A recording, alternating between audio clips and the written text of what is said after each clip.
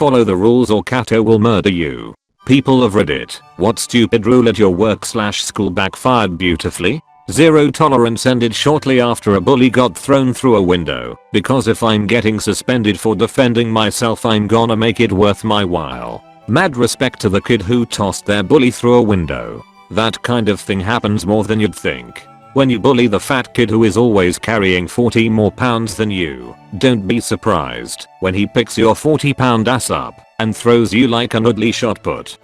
Back in 2014 our hours made a rule people couldn't go to other buildings. We had 3 buildings within a block of each other. All 3 had shipping areas and the warehouse employees had to go to each building to work. We were told to stay at one building. I mentioned we ship out of all 3 who is going to do the work. The genius said oh it'll be taken care of. Next day $500k shipment didn't go out. The following day we have a meeting. Why didn't you ship this? 2 days ago we were told to stay in our building and someone would take care of it. The rule was quickly changed. Required every employee to use electronic time clocks to punch in/out for work including lunch.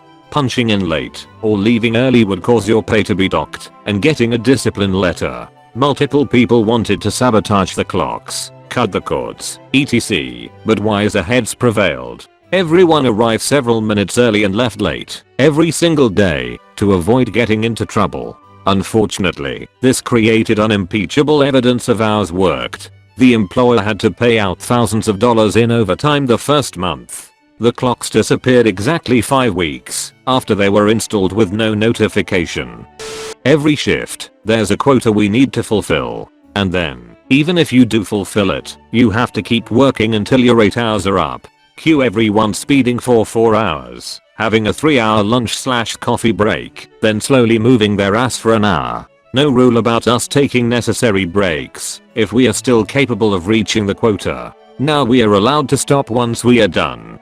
I worked at Starbucks for like 5+ years before and during undergrad, and at one point our district manager thought it was a good idea to implement a just say yes policy where we literally weren't allowed to tell the customer no. Lasted for about 3 months and in that 3 months our unaccounted product and waste went up over 300% because when the post didn't have a way to punch in a customer request we had to just do it anyways. We also got complaints from stores in surrounding districts because they had angry customers who were requesting things that were against local food service code and told them that we did it for them at our store. I knew exactly how that policy was going to play out and I just laughed every time management was freaking out about the problems it was causing.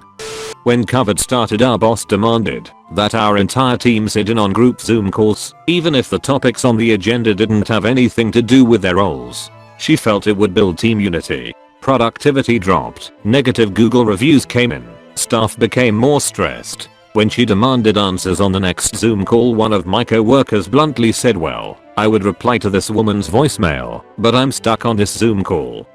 The bottom floor of my secondary school was a square that had corridor all the way around. After some incident where a kid got knocked over, they implemented a one-way system. Unfortunately, they were very strict on enforcing it. If you accidentally walked past your class, you couldn't just turn around. They seemed very proud of their new rule until everyone started showing up late for class because they had to do extra laps of the bottom floor. A long while back, but my school banned the color pink because a bunch of students were wearing it one October and they thought it was a gang thing. It was for Breast Cancer Awareness Month. The rule didn't go well for them. My principal banned pink silicone bracelets. They were being sold in town to raise money for breast cancer. 6 months later she had to have chemo to treat her breast cancer. It's not really funny, but it is kind of ironic. Edit. Yes, she survived. I still see her around town on occasion. Full remission. Back to better health than before. My spouse's workplace realized they didn't have a policy about sending sexual images or jokes as part of their ML acceptable use policy, so they added it. Except they made it a firing offense to send or receive sexual content. I think the intent was to stop people from subscribing to such content. They also said that your access would be immediately revoked until a determination was made. So someone got fired for something else and decided to send their whole management chain a graphically sexual image, then report it using the anonymous tip line. IT got the report, concluded they did indeed receive sexual content, and did as required, suspended all the involved email accounts, including the SVPs. The policy has since been reworded. A place I used to work had a rule that executive level staff needed to be contactable when on leave, so they had a section on the leave form for the address of where you'd be staying and a contact number. Some knuckle shuffler in ours decided it applied to all staff and the shenanigans began. People would put down the address and phone number of sex shops, sports grounds, medical clinics. I gave the latitude and longitude of the place I was going camping, and the UHF frequency channel my radio would be tuned to.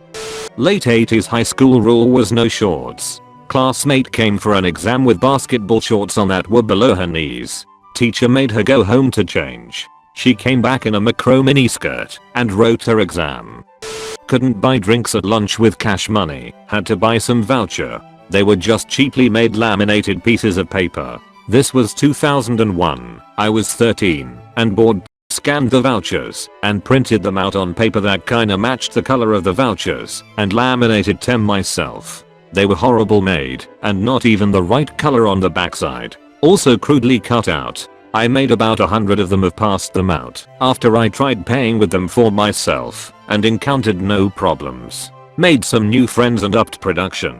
Took them about 3 weeks to find out, but by then the fakes ones had intermingled with the real ones and had already been resold to students via the student office. About half of the vouchers sold were fakes. Drinks were cash only from then on. They had no choice to accept the fakes one for a little while longer though, as they had sold and charged for some of them.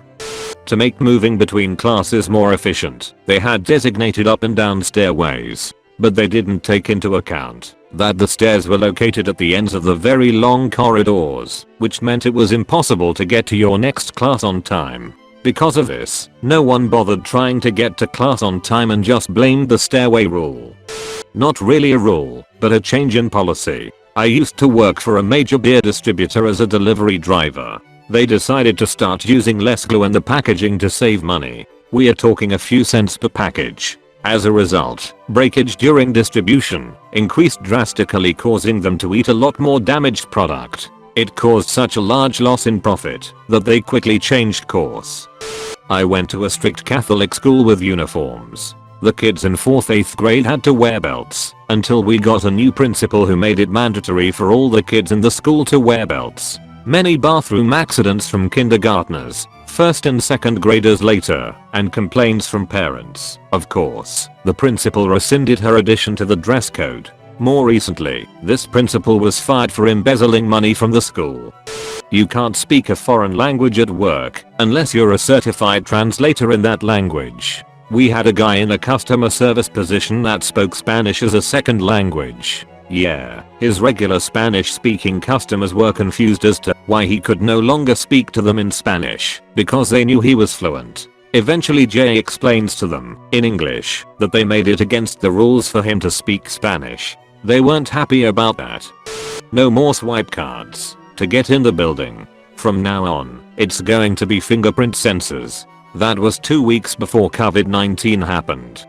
Back in the early 2000s, my high school implemented a policy that you had to wear your ID tag at all times. If you didn't have it on, you were sent home. So many students lost their ID tag to go grab food or skip a class. We were the only graduating class to wear them all 4 years. The policy ended soon after. My mother was an elementary school teacher.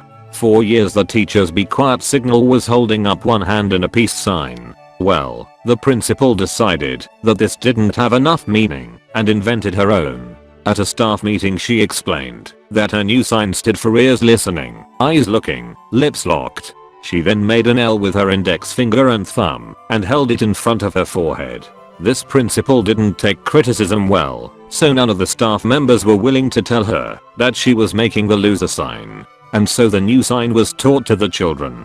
Most of them made fun of it. Some of the more sensitive ones got upset by it. Overall it was a disaster, and within a few weeks they went back to the peace sign. I was working as a medical assistant at a private practice medical clinic. Our clinic manager wouldn't allow the new receptionist to drive to the bank to deposit cash. made her walk carrying the money bag so that she couldn't drive away with the money. Bizarre. I know. That went on for a few weeks. Then the receptionist was mugged and over $1,000 in cash was stolen. She was allowed to drive after that.